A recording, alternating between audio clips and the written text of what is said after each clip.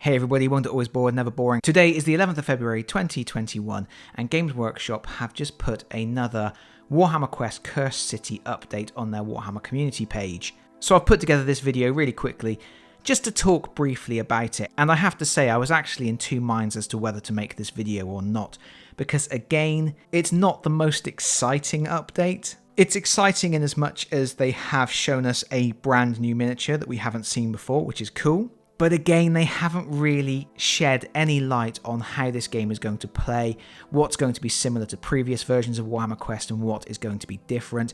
We haven't seen any of the game mechanisms. We haven't even seen a character card yet. I really want them to start showing some of that information. That's the stuff I'm really interested in. I know the miniatures are going to be lovely. I am interested to see them, but I know they're going to be good. I want to know what the game mechanisms are like. Regardless, here is what the Warhammer community page has to share with us today.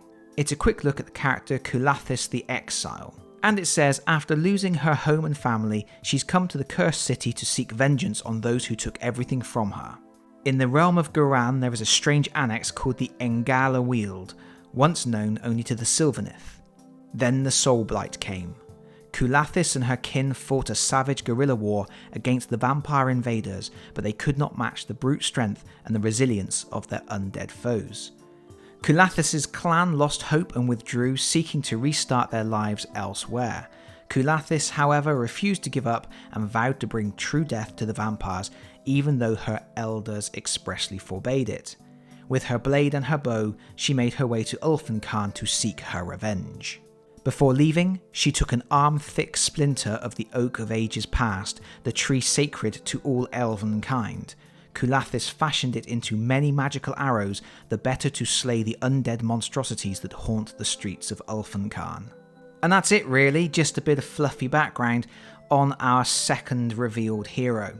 Not quite as cool as our vampire hunter, but interesting nonetheless. I do like archer characters, I do like ranger characters. And although this teaser doesn't really give us any new information or mechanisms, with both characters revealed so far, there has been quite a lot of the lore focused on the weapons they carry. Obviously our vampire hunter has his silver firing rifle and his stakes that burst into fire when they hit undead enemies. We now have a ranger with a magical bow with magical arrows, and that seems to suggest to me that this is going to be a little bit more like the previous Age of Sigmar games, where leveling up is more a focus on getting new skills and abilities rather than new items.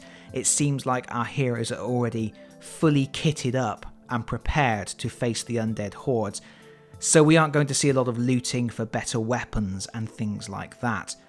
Obviously with Blackstone Fortress, it was all about the resources, it was all about getting those new alien weapons and boosting your abilities through getting new cool guns that could shoot through walls and bombs that could blow up holes in the space-time continuum and all that sort of stuff. I feel like we are moving back towards the Age of Sigmar stuff, where items were nice bonuses, but really it was more about getting different skills and then combining those skills to make characters that perform in certain ways. That is, of course, entirely speculation and entirely derived from this focus that Games Workshop has on the weapons that the heroes are carrying. I feel like if they've gone to this much effort to have these special weapons, it isn't going to be a case that as soon as you get into the game, you're going to find better weapons that are stronger and more better capable of fighting these undead enemies. But of course, I may be wrong, and we won't know for sure until Games Workshop starts sharing more about the mechanisms. I really, really, really hope that's going to happen soon. As nice as it is to look at a new miniature and say, yes, that's a pretty new miniature, there has to be gameplay to back that up. Based on our last 3 updates, I think it may be a little while before they share anything like that though. But of course, if they do, when they do, I will do an update video accordingly. But that is really all I have to say for now. Thank you so much for listening. If you've enjoyed the video, please consider pressing the like button. If you really enjoyed the video, please consider subscribing if you don't already do so. And hopefully, I will see you all again very soon. Bye bye everyone. Bye bye.